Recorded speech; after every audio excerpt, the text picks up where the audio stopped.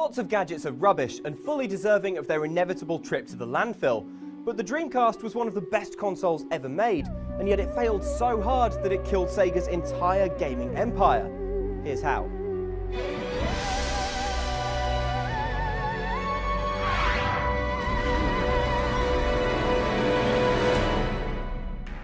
In 1997, the Sega Saturn was losing its battle against the N64 and PlayStation.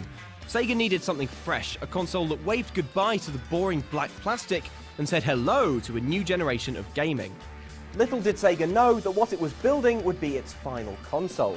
But when you look at how inventive the Dreamcast was, you can see why it's still held in such high regard. For instance, as well as advanced graphics, the Dreamcast featured a built-in modem for playing games online, something that's now a huge part of gaming. Meanwhile, the controller played host to the VMU memory card, which played mini-games or showed extra info during a game, like how much ammo or health you have left. Sega had basically invented the concept behind the Wii U years before Nintendo, something that Sega and I have in common.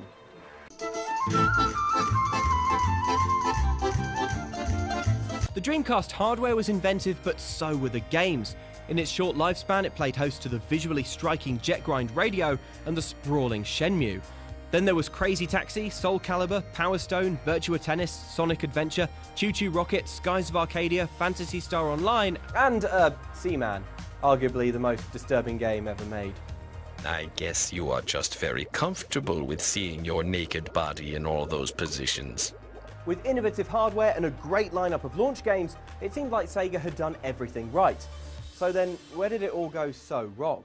The Dreamcast hit the West on the 9th of September 1999, making Sega $100 million in its first day on sale in the US.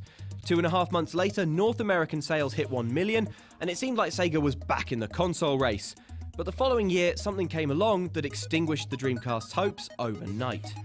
The PS2 was more expensive than the Dreamcast and required a network adapter to go online, but Sony's console had a few superpowers that Sega just couldn't compete with. For example, the PS2 played DVDs at a time when dedicated players were still expensive. It was backwards compatible too, making it tempting to those who already owned the first PlayStation. Sony had a good rep with gamers, and its last console had been a big hit, so it had loads of cash to spend on promotion. Sega, on the other hand, was losing money, slashing prices in an increasingly desperate bid to make the Dreamcast a success, but shoppers just weren't interested.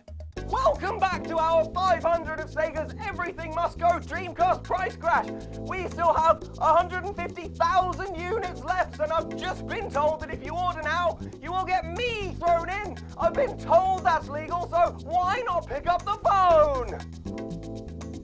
With the Xbox and GameCube looming, Sega couldn't afford to keep fighting. In January 2001, it confirmed it was abandoning the world of consoles to make games for other systems. The Dreamcast had been on sale in the US for less than 18 months. Sega's last console was the best it ever built, but it wasn't enough.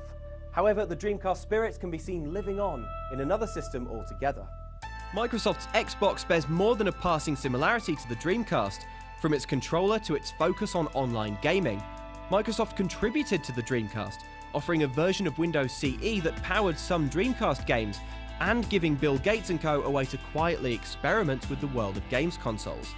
There are even rumours that Sega wanted Microsoft to make the Xbox backwards compatible with Dreamcast games, but it was not to be. Does the Dreamcast have a special place in your Insidey Bits, or did it deserve to fail?